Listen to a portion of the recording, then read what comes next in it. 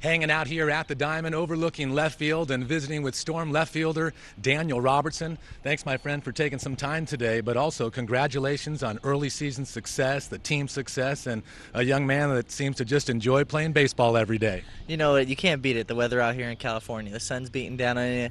Great weather. You get to play baseball every day. I mean, you know, it's a dream that you have as a little kid, and why not live it out every day? I know last year you were at Fort Wayne, you started your professional career at Eugene, but now you're in Southern California, back home. You're from Covina. You get mom and dad rooting for you every night and the friends and family. What's that like for a young player who has that kind of support each and every night? I think it's special because, you know, I was spoiled early in my college career, and then I went away to Oregon, and then right back in Oregon, and then in Fort Wayne, and you kind of forget what it's like to be at home. You forget what it's like to sometimes be able to go home, have a home-cooked meal, and, you know, coming out here with family and friends, you know, it's special. You get to share some of those relationships when you're young and you get to play with your friends, but when you're still playing and they get to come out here and watch you, I think it's a lot of fun. I see you as someone who has unbridled joy. It seems that you carry that with you in the clubhouse. It could be on the bus. It's definitely when you're out there between the lines. You're a competitive person, but it seems like you have some joy and some passion that just resonates, and you take pride in that, don't you? I really do. You know, I think it's something that I've grown up watching some of the baseball players play, and I think, you know, up until the last year, as much as I love this game, I think I love it even more. You know, something that I can't help but notice, you know, the passing of Ted Williams and those things. I got a chance to watch something on TV the other day, and just to listen to the passion that he had about hitting and the game of baseball, you know. I think when you see a grown man at, you know, 70 years old talk about how much love he had for it, I think that's something that you realize. And I think if you take it upon yourself to have the same joy, because there's thousands of other people that love the game, maybe if not more than you do, you kind of owe it to them too to play this game with as much passion as you can.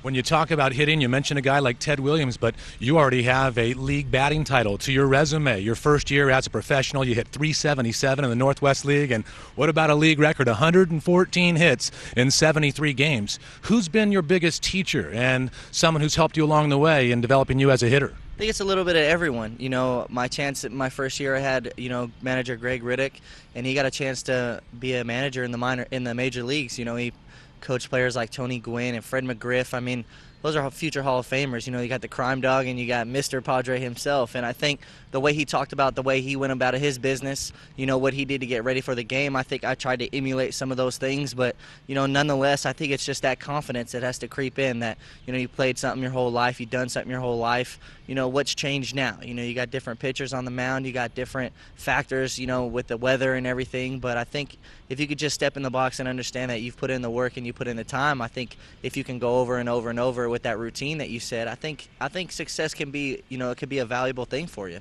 I've had the pleasure of watching you go about your business as a hitter and as an outfielder. I know you take pride in your defense. We'll get to that in a moment. But as a hitter, your ability to stay back and go to right field or go to right center field, I counted up the hits at this point, 27 games in. You've had a hit in 24 of those. But also, you've gone to right field or right center field, 21 of your base hits going the other way. What's the key to that for you, staying back and just waiting for your pitch? Not necessarily that, because I feel like, you know, pitchers are trying to get you out just as much as the catcher is behind the plate. You know, he knows your weaknesses at some point. If, you know, some of these guys I've played with, and I think, you know, it's trying to keep you off balance. But sort of say, you know, as a hitter, you got to understand that there's two foul poles for a reason. And if you can use the whole field, you know, my buddy of mine, we used to joke around in short season, if you just put the ball in play, there's a billion hits out there for you just waiting. And, you know, it's crazy things that happen in baseball. And if you just trust that the whole field, you can use it, I think there's also more success for you. Let's go to defense now, because currently you're tied for the league lead in outfield assists, but I know you take pride in your defense and your ability to play a ball barehanded. I know you have a glove, and guys are out there using that glove for a reason, but also you actually do that intentionally, don't you, to make a quicker play and use that bare right hand? Yeah, you know, I think growing up an middle infielder my whole life, you know, they taught us there that's how you get rid of the ball real quick. So, you know, we practiced a lot of that when I was in high school and some of those things.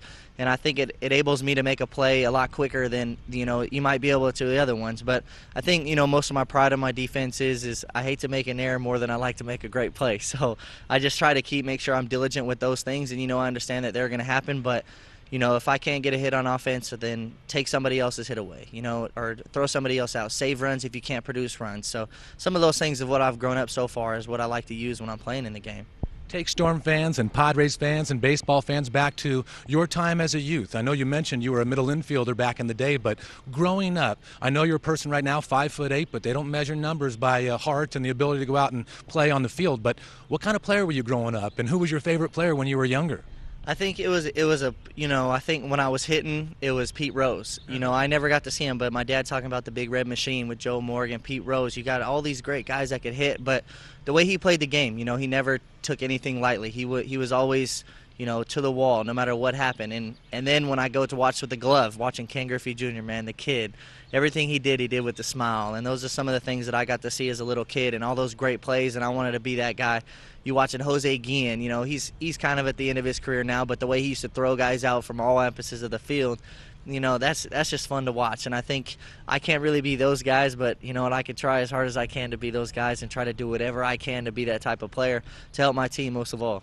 You can be Daniel Robertson. You can keep up that good work, and one day they'll say, yeah, I watched Daniel Robertson. But also take me back to playing a little football. I know that you were an all-CF wide receiver at South Hills High and the gridiron exploits. What can you share about your days as a wide receiver at South Hills High? I got to play against Antoine Cason a couple times, used him a few times. Just growing up in Southern California, there's so many great football players, and I think it was kind of unfortunate. Unfortunate and fortunate. I guess I made the right decision of playing baseball in college and some of those things, but I was kind of a late bloomer. I ran a 5.2 40 when I was a sophomore in high school, and for those that don't much about 40-yard dashes, that's linemen run those when you get to college. And growing up, I always wanted to play football. I loved it, and I was a late bloomer. I got a receiver coach when I was in high school my junior year. He really taught me, sat me down. We had to watch Jerry Rice tapes all the time, and I loved it. There was nothing more fun than breaking off a DB, making a great route, making a play, and running to the end zone or the tub, as we used to say. I loved it. There's something about football that maybe that's where most of my passion comes from, is because I'm used to being the little guy on the football field. But I do miss it. But thankfully, I got my Notre Dame Fighting Irish, and I get to root for my Oregon State, as good as they are too. And I get to root for them, and I have a lot of friends that still play. So it's good that I could be rooted some way in the game.